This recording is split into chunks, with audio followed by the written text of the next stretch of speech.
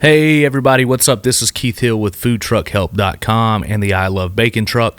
ilovebacontruck.com if you're looking for something to franchise, if you're looking to get into a good proven business with a proven system, we've got it working now. 2020 is going to be the year that we really try to push franchising, so that's available.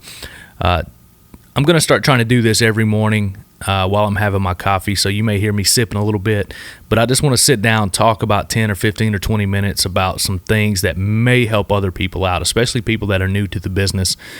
This might be a little more for you than anybody else who's a veteran, but there are some pitfalls to avoid, and it could be the smallest thing, and that's all I want to do is talk about those types of things in the morning. Just sit here, chat, talk to myself. Hopefully some of you guys listen. Hopefully this helps you out. So today I want to talk about preparedness. Preparedness is something that I'm kind of the king of, seeing 5 steps down the road and making sure that if A happens, that the dominoes of B, C, D, E don't kind of fall into our way and hurt us. So I had an issue, coming out of Thanksgiving. My business partner Josh was on town, so I had to work one of our trucks.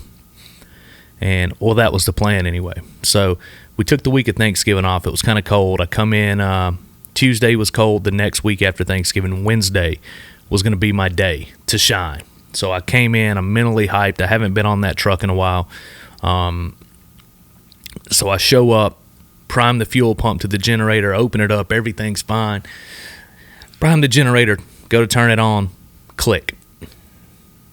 Okay, so I thought, it's been cold outside. We haven't been on the truck in a week. The battery's probably dead, of course. So go to turn the truck over, lights, no click, no nothing. I thought, simple enough situation. We keep jump boxes, little jump boxes that come in a pouch. You can get them on Amazon. I can't remember what the name is, but it's just a box with some battery clamps and a flashlight and a USB connection so you can charge your phone or whatever.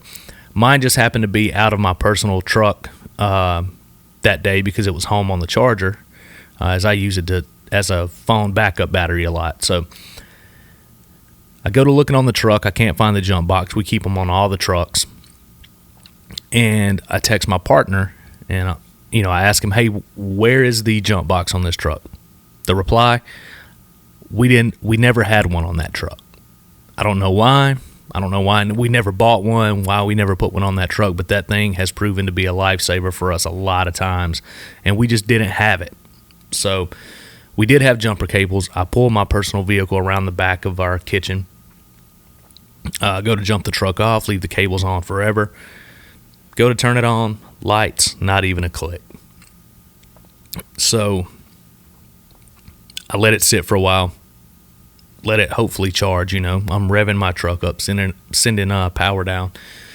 And I wait a minute, I go over, turn the key, nothing, not even lights. So my big debut, my big day back on that truck, we've got about $1,000 day ahead of us. Not a tremendous day, but $1,000, that's a nice day. We do it this location a few days a week, and it's always good to us. We do it all year round, as long as it's not super cold. About 40 degrees is our cutoff. So anything over 40 degrees, temperature-wise outside, and if it's not raining, we're there. So I've got nothing. I go in, I tell my guys, I'm like, all right, guys, it looks like today's not happening either. So these guys have been off all Thursday, all Thanksgiving week, and they're ready to get back into it. Everybody's had a nice little recharge, a vacation, and I have to send them home. I jump in my truck, head back to my house, grab my jump box, come back, put on the truck because Josh is going to be working the truck the next day, so I just want to make sure that he doesn't have to deal with these issues. Bring my jump box back, clip it in, nothing. So either the battery I know is shot or it's just super dead. Get the wrenches out, take the battery out of the truck, throw it in my truck, go back home with it, put it on the charger, and it seems to be testing fine. I let it charge all day. Long story short, get the battery charged up, take it back, and everything fires up perfectly. Now, Of course, we didn't have to buy a new battery, but this little snafu cost us $1,000 a day. It cost my guys their paychecks that day. Everybody lost money on the deal. And not a big deal. You didn't go out, not a ton of money lost, but every little chip that you take away from the big, picture is costing you cash. So, on our other trucks, we have the little battery tender trickle chargers to where you hook the harness up to the battery, and then there's just a little plug.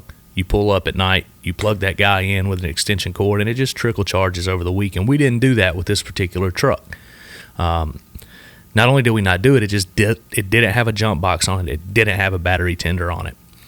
And I'm usually pretty good about that stuff. I usually see 5 steps down the road. I know if this domino falls, all of these dominoes are right behind it, and that's what's going to happen.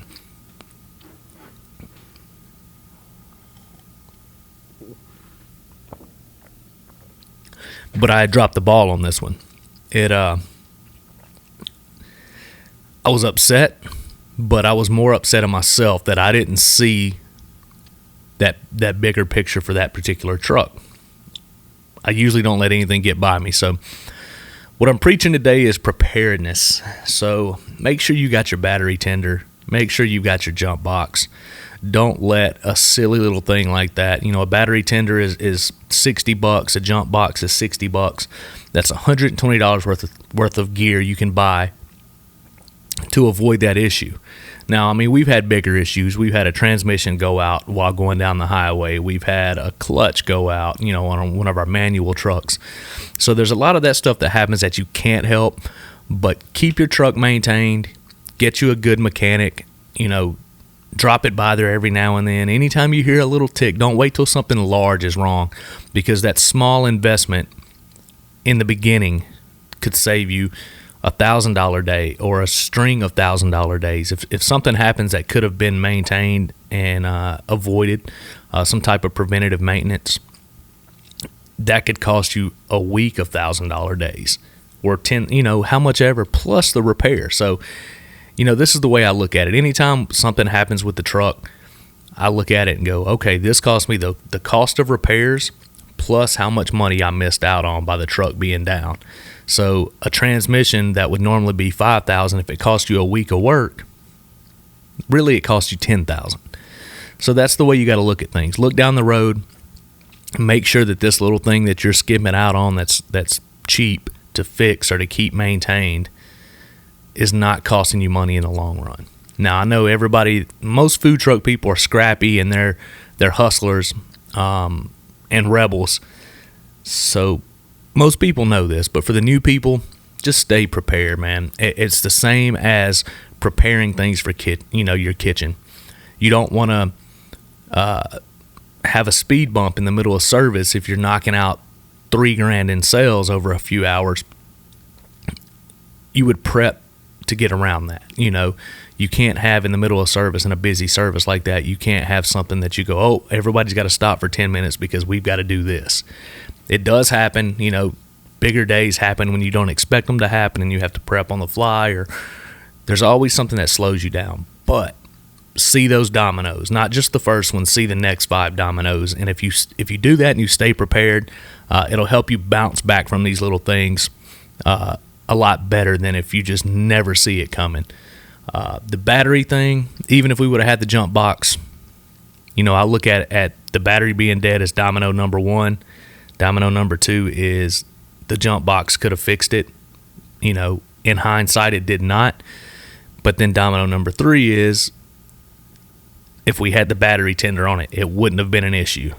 Domino number 4, we missed $1,000 in sales. Domino number 5, my guys missed hours for their paycheck that week. All in all, it set things into motion that could have been avoided with a little bit of preparation on our time, or on our end.